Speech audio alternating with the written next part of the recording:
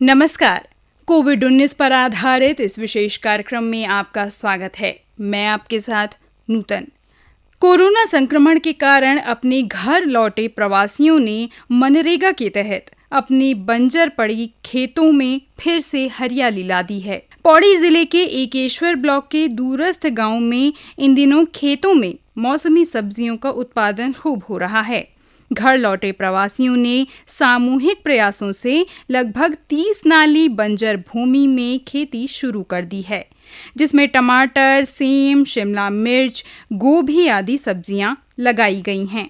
प्रवासी सूरज सिंह चौहान का कहना है कि लॉकडाउन के कारण वे अपने घर लौट आए। उन्होंने यहां अपने दोस्तों के साथ मिलकर बंजर भूमि पर मौसमी सब्जियों का उत्पादन शुरू किया। उन्होंने कहा कि आज खेतों में सब्जियों को देखकर उन्हें खुशी हो रही है और उनकी मेहनत साकार हो रही है। जब लॉकडाउन हुआ तो हमारे कुछ साथी जो अन्य राज्यों से आए हुए हैं, जो रिवर्स माइग्रेंट हैं, हम जब गांव में एक साथ बैठे हुए थे, एक दिन गोष्ठी में हमारा ऐसे ही प्लान बना कि कुछ खाली ज़मीन में कुछ किया जाए, यूं ही इस समय को बर्बाद न किया जाए। तो हमने जगह चुनी और यहाँ लगभग 20 से 25 साल पुराने बंजर खेतों को हमने बड़ी मेहनत से कृषि योग्य बनाने का प्रयास किया। आज हमारा यह प्रयास सफल रहा है। आज हमारे पास शिमला मिर्च, बैंगन, गोभी बेमौसमी सब्जी में आती है, जो फ्रांसबीन, भिंडी और बेलों की कई प्रकार की सब्जियां हो रही हैं। बेलों में ककड़ी है, कद्दू है, खीरे हैं, लौकी है, करेला है और अन्य प्रकार की। इस बगीचे से हमने अभी फ्रांसबीन और टमाटर ही बेचने शुरू किए हैं। हमारे गांव में ही इस सब्जी की इतनी खपत है कि यह सब सब्जी हमारे गांव में ही स्थानीय निवासियों में ही खपत हो गई। प्रवासी नीरज पवार ने बताया कि गांव लौटने के बाद उन्होंने अपने खेतों में टमाटर की खेती की थी। आज उनके खेतों में भारी मात्रा में टमाटर की पैदावार हो रही है। उन्होंने खेती के व्यवसाय को आज के दौर में लाभकारी बताया। तो यहाँ मैंने देखा ज़मीन है, बंजर पड़ी है, काफ़ी 20-25 सालों से बंजर ज़मीन थी। तो हमने सोचा यहाँ खेती करेंगे, ठीक है। तो हमने इससे पहले झाड़ियाँ वगैरह काटी, सब कुछ करा, खेत उत बनाए। आज हमने यहाँ बहुत कुछ चीज़ें लगा रखी है, जैसे टमाटर हो गए, बेल वाली सब्जियाँ हैं, वैसी सब्जियाँ हैं पूरी लगा रखी है। यहाँ मच्छियों का तालाब भी खोदा हुआ है, ठीक है। आज आप हमारे पीछे देख रहे हैं, पूरे टमाटर लगे हुए हैं। ये इनमें से कुछ बिकने लग गए हैं। ये ज़्यादा अभी ज़्यादा नहीं है, 2 या 2.5 महीने इन्हें लगाए हुए हैं। यहाँ कुछ उधर लगे उन्हें अभी 15-20 दिन हो रहे हैं। ऐसे थोड़ा करके सब चीज़ लगा रहे हैं, धीरे धीरे करके काम चल रहा है। इस बीज के लिए हमने उद्यान विभाग किरखू, हमारा मार्केट है, वहाँ जाके हमने पता करा। उनके द्वारा हमने पता करा बीज कहाँ मिलेगा, तो बीज वहीं से हमने ख़रीदा है। ये उत्तम किस्म का बीज है। इसमें टमाटर कुछ बहुत बड़ा साइज़ का हो रहा है और जल्दी लगभग 2 महीने में फल देना लग गया हमें पूरा। इस पर ज़्यादा मेहनत हमने इतनी करी नहीं है, क्योंकि बंजर खेती है, मेहनत बहुत खप रही थी, पर फिर भी बहुत अच्छे से 2 महीने में फल दे रहा है और बिक रहे हैं। प्रवासी संदीप चौहान का कहना है कि कुछ साथियों के साथ मिलकर उन्होंने गांव में ही मनरेगा के तहत एक तालाब का निर्माण करवाया, जिसमें अभी वो मत्स्य पालन का काम कर रहे हैं। ठीक है, जैसे हमारे पीछे मच्छी के वो कर रखा हमने, ये मनरेगा के उसके अंतर्गत हमें सरकार ने दे रखा है। ये जिसमें हम टेम्परेरी अभी मच्छियाँ डाल रहे हैं हमें मनरेगा के अंतर्गत, वो हम बड़ा फॉर्म बना रहे हैं उसका अभी जो चल रहा है। उसके बाद इसको बड़े स्तर पे हम करने की कोशिश कर रहे हैं। जो सरकार मनरेगा के अंदर हमें सरकार ने आगे से दे रखा, जो फॉर्म बना रहे हैं हम इसका बड़ा बना रहे हैं, वो 1-2 महीने में बन जाएगा। हाँ, मार्केट नज़दीक भी है और आसपास के गांव भी लोग बहुत डिमांड कर रहे हैं। नहीं, अगर ये सफल हो गया तो हम यहीं रहेंगे। हम तो ये खुद ही चाहते हैं, हम यहाँ रहें, हम अपने गाँव में कौन छोड़ के जाना चाहते हैं। और बस ये खेती बाड़ी करेंगे, अपनी यहीं रहेंगे। वहीं ग्राम विकास अधिकारी धर्मेंद्र कुमार ने बताया कि कोटा गांव में अभी तक लगभग 15 प्रवासी युवाओं को मनरेगा के अंतर्गत पंजीकृत किया गया है। भूमि विकास और तालाब निर्माण के लिए युवाओं को मनरेगा का लाभ दिया गया है। 30 नाली जो भूमि थी, जो बंजर भूमि थी, इसको उन्होंने मनरेगा के अंतर्गत भूमि विकास कार्य में खेती योग्य बनाया। और अब जब इन्होंने इसमें कृषि कार्य कर रहे हैं, तो हमने मनरेगा के अंतर्गत इन्हें फार्म पाउंड दिया है, ताकि इनकी सिंचाई की व्यवस्था सुचारू रूप से हो सके। हमने इसी क्रम में कम से कम जो यहाँ पे काम कर रहे हैं, जैसे आप देख रहे हैं, 14-15 लोगों का पंजीकरण किया है मनरेगा के अंतर्गत, इन्हें काम दिया है। अब ये मनरेगा फार्म पाउंड बना रहे हैं। मनरेगा के अंतर्गत इनके लिए फिश पॉन्ड का व्यवस्था कर रहे हैं, तो फिर फिश पॉन्ड में फिर ये मछली पालन का काम भी आसानी से कर सकते हैं। मत्स्य विभाग से भी कुछ काम करना चाहते हैं, तो मछली पालन का भी इन्होंने काम शुरू किया है। तो हम चाह रहे हैं कि मनरेगा से भी इन्हें मत्स्य पालन के लिए टैंक दे दिया जाए, तो उसके लिए प्रक्रिया शुरू कर दी है। कोरोना के इस संकट काल में जल्द से जल्द कोरोना की दवाई या वैक्सीन ढूंढने के प्रयास हर ओर लगातार किए जा रहे हैं। इसी क्रम में केंद्रीय मानव संसाधन विकास मंत्री डॉक्टर रमेश पोखरियाल निशंक और केंद्रीय स्वास्थ्य मंत्री डॉक्टर हर्षवर्धन ने संयुक्त रूप से औषध खोज हैकाथन की शुरुआत की। ये जो महामारी है, इस संकट का निदान भारत की धरती से निकलना चाहिए।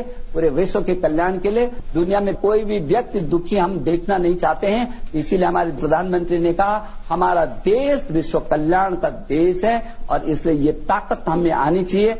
मैं बहुत सारी शुभकामना देना चाहता हूँ इस अवसर पर। सभी लोग जो यहाँ पर आए हैं वो आज से इस विजन और मिशन के साथ इसको दौड़ करके रिजल्ट की उस परिणति तक चुप न बैठें, बल्कि सबका उस दिशा में योगदान होगा। इस अवसर पर दोनों मंत्रियों ने छात्रों, शिक्षकों, अनुसंधानकर्ताओं और सभी लोगों से इस हैकाथन में बड़ी से बड़ी संख्या में भाग लेने और कोविड की कारगर औषधि विकसित करने की अपील की है। कोविड-19 के खिलाफ संघर्ष में प्रधानमंत्री जी के नेतृत्व में हमारे विज्ञान और प्रौद्योगिकी मंत्रालय के अंतर्गत आने वाले सभी वैज्ञानिक और ICMR के वैज्ञानिक पहले से ही नई दवा के खोज में, नई वैक्सीन के खोज में, नए मेडिकल डिवाइसेस, नए किट्स के खोज में लगे हैं दिन रात। और आज प्रधानमंत्री जी के ही मार्गदर्शन में जो हमारा HRD मंत्रालय है, ह्यूमन रिसोर्स डेवलपमेंट मंत्रालय, उसके अंतर्गत AICTE जो इंस्टीट्यूशन है उसके साथ मिलकर हमारे CSIR के वैज्ञानिकों ने एक नई दवा की डिस्कवरी के लिए एक बहुत बड़ा अंतर्राष्ट्रीय स्तर का हैकेथॉन उसकी शुरुआत की है, जिसमें देश और विदेश के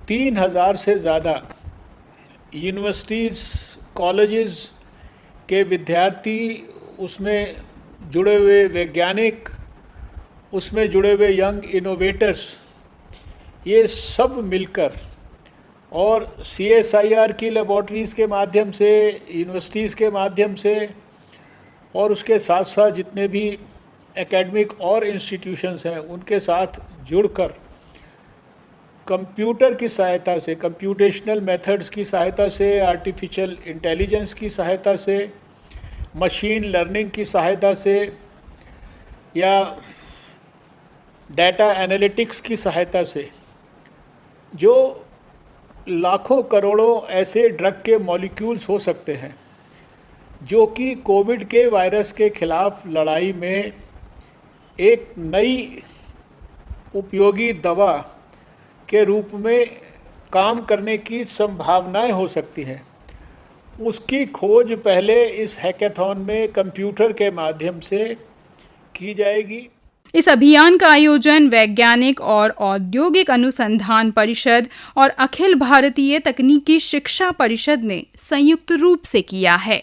और श्रोताओं, कोरोना संक्रमण के चलते लोगों में अवसाद और तनाव की समस्या भी देखने को मिल रही है। समय रहते इस समस्या पर काबू पाया जा सकता है। इससे बचाव के लिए योग और आपसी बातचीत को कारगर माना जा रहा है। महानिदेशक कानून और व्यवस्था अशोक कुमार ने बताया कि लॉकडाउन के दौरान अवसाद से बचने के लिए घर के वातावरण में व्यस्त रहना और अपनी समस्याओं को एक दूसरे के साथ साझा करना लोगों को अवसाद और तनाव से दूर रखने में सहायक हो सकते हैं। भारत की एकता, अखंडता और संप्रभुता को सुरक्षित रखने की दृष्टिगत हाल ही में केंद्र सरकार ने 59 चाइनीज ऐप्स पर प्रतिबंध लगाया है और लॉकडाउन के दौरान लोग अधिकतर सोशल मीडिया और इलेक्ट्रॉनिक डिवाइसेस का अधिक इस्तेमाल कर रहे हैं। लेकिन ऐसे में शायद आपको ये नहीं मालूम होगा कि कई ऐसे ऐप्स हैं जिन्हें डाउनलोड करते समय हम उन्हें कई सहमति भी प्रदान करते हैं, जिनसे हमारा डेटा चोरी होने या फिर इनके गलत इस्तेमाल की संभावना भी हो सकती है। देहरादून स्थित साइबर थाने के सीओ अंकुश मिश्रा बताते हैं कि जिन भी ऐप्स का इस्तेमाल लोग कर रहे थे या कर रहे हैं, उन्हें बेहद सावधान रहने की जरूरत है। उन्होंने बताया कि कई ऐप्स के प्रयोग से हमारी प्राइवेसी को यानी निजता को खतरा हो सकता है, इसलिए उन्होंने किसी भी ऐप को इंस्टॉल करते समय बेहद सावधान रहने की सलाह दी है। तो श्रोताओं, ये था हमारे कार्यक्रम का आज का अंक। हम आपसे यही कहना चाहेंगे कि जब भी आप किसी नए ऐप को डाउनलोड करें, ज़रूर सावधान रहिए और तनाव या अवसाद से दूर रहने के लिए अपने दोस्तों, अपने रिश्तेदारों, अपने आसपास वालों से दूरी ज़रूर बनाएं, लेकिन ये दूरी केवल शारीरिक दूरी हो। आपसी सहयोग और आपसी तालमेल ज़रूर बनाकर रखें। अपने रिश्तों को और मजबूत कीजिए। घर पर रहिए, सुरक्षित रहिए। नमस्कार।